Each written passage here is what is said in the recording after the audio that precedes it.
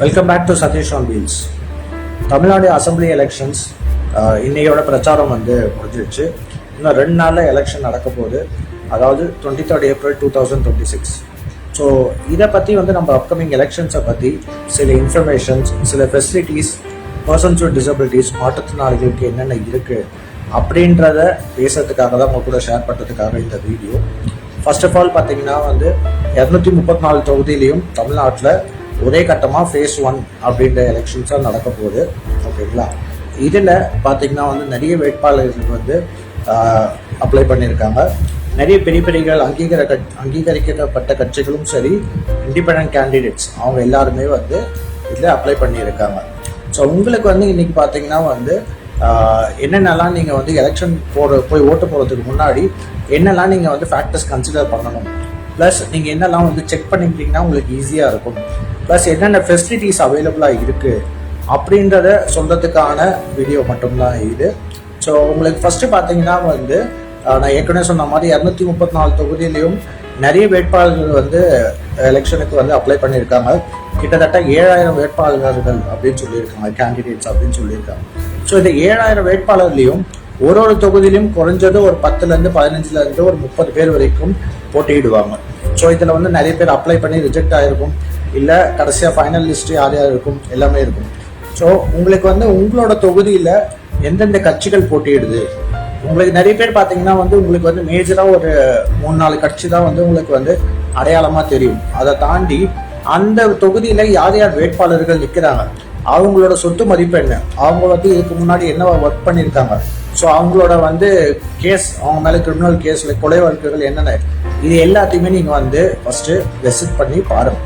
So அதுக்கு என்னன்னு பார்த்தீங்கன்னா affidavit.gov.in அப்படின்ற வெப்சைட்டில், affidavit.eci.gov.in இதை நீங்கள் கூகுளில் சர்ச் பண்ணிங்கனாலும் ஸ்பெல்லிங் மிஸ்டேக்ஸ் இருந்தால் அதுவும் எடுத்து கொடுத்துரும். இது உள்ளே போனீங்கன்னா நீங்கள் உள்ளே போயிட்டு எந்த ஸ்டேட், தமிழ்நாடு செலக்ட் பண்ணிவிட்டு எந்த கான்ஸ்டியூவன்சி, உங்களோட கான்ஸ்டியூவன்சி எதுன்னு பார்த்துட்டு அதில் நீங்கள் கேண்டிடேட்ஸ் நிறைய பேர் வைப்பாங்க.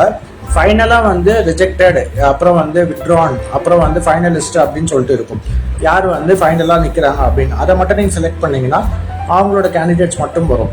சில தொகுதியில் 10 இருக்கும், சில தொகுதியில் 15 இருக்கும், சில தொகுதியில் நிறையும் இருக்கும். ஓகேங்களா? ஸோ அதை நீங்கள் கிளிக் பண்ணிங்கன்னா அவங்களுக்கு ரைட் சைடில் அவங்க பேருக்கு நேராக வியூன்னு ஒரு ஆப்ஷன் இருக்கும். அதை கிளிக் பண்ண உடனே உள்ளே பார்த்தீங்கன்னா டவுன்லோடுன்னு ஒரு ஆப்ஷன் இருக்கும். அதை டவுன்லோட் பண்ணிங்கன்னா ஒரு PDF ஃபைல் டவுன்லோட் ஆகும், அதில் எல்லா டீட்டெயில்ஸும் இருக்கும்.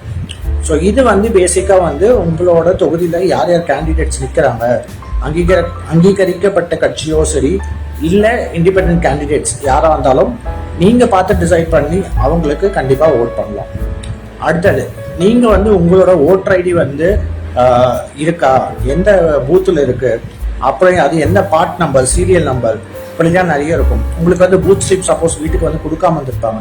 அப்போ நீங்கள் என்னன்னு பார்த்தீங்கன்னா voters.eci.gov.in அப்படின்ற வெப்சைட் உள்ள போயிட்டு உங்களோட ஓட்டர் ஐடி போட்டிங்கன்னா அதில் ஒரு கேப்சா கோடு கேட்கும். அதை தாண்டி சப்மிட் கொடுத்தீங்கன்னா உங்களோட பூத் எது, உங்களோட பார்ட் நம்பர் எது, சீரியல் நம்பர் எதுன்னு வந்துடும்.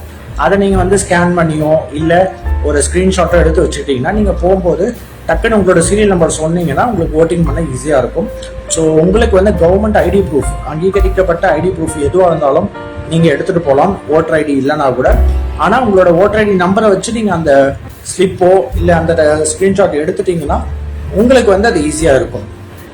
ஓகேங்களா? அடுத்தது 3வது சொல்ல வேண்டியது பார்த்தீங்கன்னா especially for people with disabilities, அதுலேயும் visually impaired persons with visual impairment, blind யூசர்ஸ்க்கான, மாற்றுத்திறனாளிகளுக்கான ஒரு ஃபியூச்சர் என்னன்னு பார்த்தீங்கன்னா இப்போ ரீசெண்டாக தமிழ்நாடு கவர்மெண்ட்டில் ஃபார்ம் 7A பிரெயில் ஆப்ஷனில் கொடுக்குறாங்க. அதாவது ஃபார்ம் 7A அப்படின்னா என்னன்னா, இப்போ நான் நிற்கிற என்னோட தொகுதியில் எத்தனை கேண்டிடேட் இருக்காங்களோ, ஒரு 10ஓ 15ஓ இல்லை 16 கேண்டிடேட்ஸ் இருக்காங்கன்னா அன்னைக்கு ஓட் போடும்போது அந்த மிஷினில் எந்தெந்த கேண்டிடேட் ஆர்டர் எப்படி இருக்கும். ஃபார் எக்ஸாம்பிள் ஃபர்ஸ்ட் DMK, அப்புறம் ADMK, அப்புறம் TVK, அப்புறம் NTK, அப்புறம் நிறைய இண்டிபெண்டன்ட் கேண்டிடேட்ஸ், இல்லை வேறு ஏதாவது கட்சிகள். ஸோ நான் இந்த சொல்கிற order just for example. So இதில் எப்படி வேணால் மாறி கூட இருக்கலாம். சில இடங்களில் பார்த்தீங்கன்னா ஃபர்ஸ்ட் இண்டிபெண்டன்ட் கேண்டிடேட்ஸ் இருக்கும், நடுவில் எங்கேயாவது இருக்கும் அங்கீகரிக்கப்பட்ட வச்சு. ஸோ நீங்கள் அன்றைக்கி ஓட் போடும்போது என்ன ஆர்டரில் அந்த சிம்பிள் இருக்க போகுது, பேர் இருக்க போகுதுன்றத சொல்கிற குறியீடு தான் ஃபார்ம் 7A. இது வந்து எல்லா பூத்துலேயும் அன்னைக்கு அந்த பூத்துக்கு வெளியில் ஒட்டியிருப்பாங்க லிஸ்ட்டு.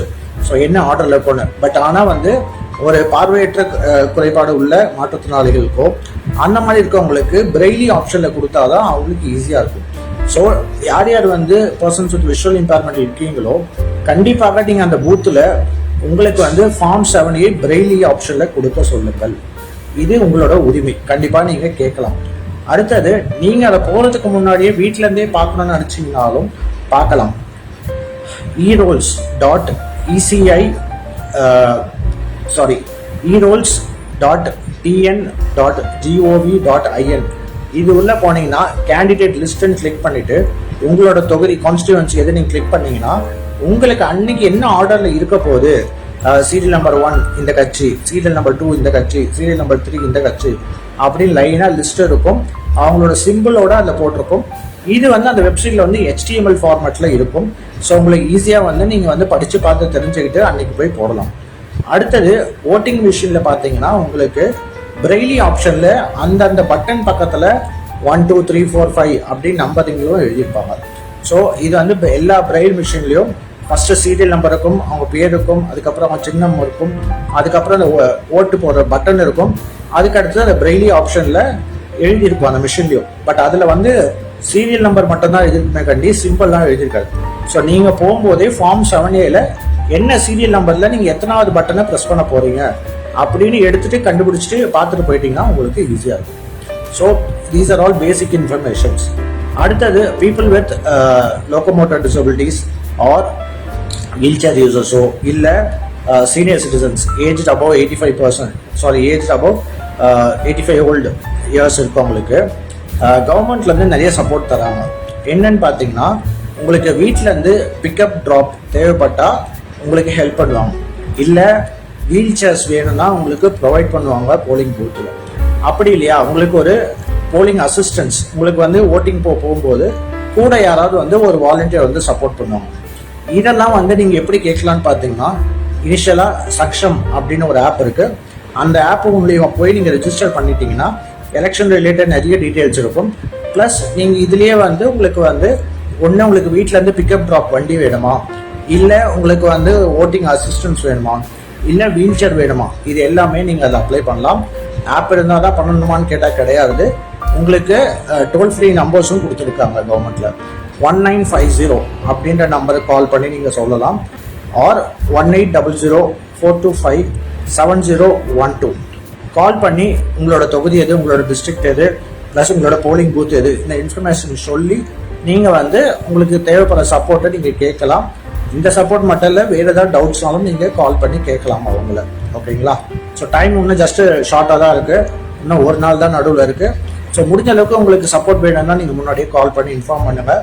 ஆல்சோ சென்னை கார்பரேஷனில் உங்களுக்கு பார்த்தீங்கன்னா வந்து வீல் சேர் ஆக்சசபிள் வெஹிக்கிள்ஸும் வந்து ப்ரொவைட் பண்ணுவாங்க அப்படின்னு சொல்லியிருக்காங்க. ஸோ வீல் சேர்லேருந்து யார் வந்து கார்லேயோ வேன்லேயோ ஷிஃப்ட் ஆக முடியாதோ வீல் சேரோட உள்ளே ஏற மாதிரி wheelchair accessible vehicle with லிஃப்டோட அவைலபிளாக இருக்கும். ப்ரையர் ரெஜிஸ்ட்ரேஷன்ஸ் கண்டிப்பாக தேவைப்படும்.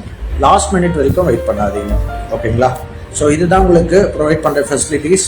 ஸோ நீங்கள் முக்கியமாக பார்த்தீங்கன்னா ஒரு டிசபிள் பர்சனாக இருக்கிற பட்சத்தில் உங்களோட போலிங் ஆக்சசபிளாக இருக்கா இல்லையான்றதை ஐடென்டிஃபை பண்ண வேண்டியது உங்களோட கடமை. முடிஞ்ச அளவுக்கு இது ஆல்ரெடி பண்ணியிருந்தால் நல்லா இருக்கும். ஸோ எப்பயுமே பார்த்தீங்கன்னா ஒரு எலெக்ஷன் நடக்க போகுதுன்னா அட்லீஸ்ட் ஒரு 1 month முன்னாடி போயிட்டு உங்களோட போலிங் பூத் ஆக்சசபிளாக இருக்கா, வீல் சேர் போக முடியுமா, வீல் சேர் போகிறதுக்கு ரேம்ப் இருக்கா, ரேம்ப் இருந்தால் குறைஞ்சபட்சம் 1:12 ரேஷியோவில் இருக்கணும்.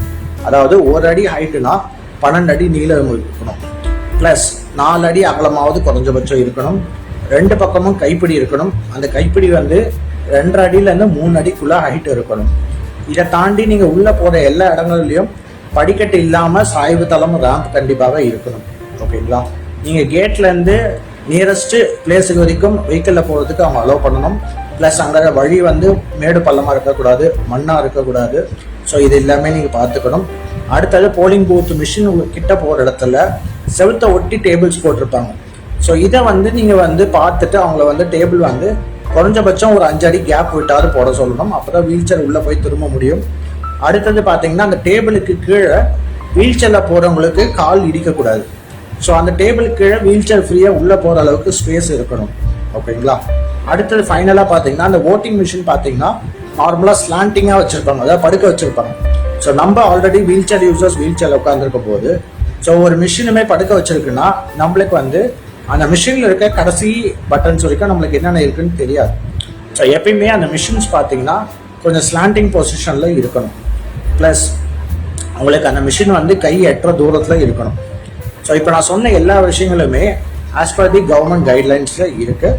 So and election commission also வந்து தமிழ்நாடு கவர்மெண்ட்டுக்கிட்டையும் கோர்ட்லேயும் வந்து என்ன சொல்லியிருக்காங்கன்னா எல்லா பூத்தும் கம்பல்சரி ஆக்சசபிளாக பண்ணி தருவோம். இப்போ நான் சொன்ன எல்லா ஃபியூச்சர்ஸும் அவைலபிளாக இருக்கும் அப்படின்னு சொல்லியிருக்காங்க. ஸோ நீங்கள் போகிற பூத்தில் எங்கெங்கே ப்ராப்ளம்ஸ் இருக்கோ கண்டிப்பாக அதை ஃபோட்டோ எடுங்க. Plus you are the voice for your self. நீங்கள் தான் அதை கேட்கணும், உங்களுக்கு யாருமே வந்து கேட்க மாட்டாங்க. உங்களோட போலிங் பூத்தில் என்னென்ன ப்ராப்ளம்ஸ் இருக்கோ நீங்கள் ஐடென்டிஃபை பண்ணி நீங்கள் வந்து அதை வந்து ஷேர் பண்ணுங்கள். முடிஞ்சால் எனக்கும் ஷேர் பண்ணுங்கள், ஃபோட்டோஸ் அனுப்புங்க, எந்த பூத் நம்பர்னு அனுப்புங்க. So that we can collect and send it to the government again. So நம்ம வந்து டிஆர்ஐ மூலிமா ஆல்ரெடி வந்து நிறைய போலிங் பூத் ஆக்சசபிலிட்டி செக் பண்ணியிருக்கோம். ஸோ நிறைய ஒர்க்ஸ் பண்ணியிருக்கோம். ஸோ பர்சனலி சொல்ல போகணும் பார்த்தீங்கன்னா என்னோட போலிங் பூத்தில் கடந்த ஒரு 10 வருஷமாக அந்த ரேம்ப் வந்து பார்த்தீங்கன்னா ரொம்ப ஸ்டீப்பாக இருந்தது. நானும் இது வரைக்கும் வந்து நிறைய வாட்டி சொல்லியிருக்க நடக்கல. பட் இப்போ வந்து நான் போன மந்த் வந்து ஒரு 1 மந்த் முன்னாடி போய் போலிங் பூத் பார்த்ததில் பார்த்தீங்கன்னா அந்த பூத் பார்த்தீங்கன்னா ரேம்ப் வந்து இன்ஆக்சசபிளாக இருக்குது, ரொம்ப ஸ்டீப்பாக இருக்குது. ஸோ அது போகிற வழியும் வந்து மேடு பள்ளங்களாக இருக்குது. நான் அஃபிஷியலி ஒரு லெட்டர் டைப் பண்ணி எலெக்ஷன் கமிஷனுக்கு மெயில் அனுப்பிச்சிருக்கேன், சென்னை கார்பரேஷன் மெயில் அனுப்பிச்சிருக்கேன், தாம்பரம் கார்பரேஷனுக்கும் மெயில் அனுப்பிச்சிருக்கேன். ஸோ அதுக்கப்புறம் அந்த ரேம்பை வந்து ரெக்டிஃபை பண்ணாங்க. பட் ரேம்பை ரெக்டிஃபை பண்ணியுமே அந்த 1:12 ரேஷியோ லென்த்தில் அவங்க பண்ணலை.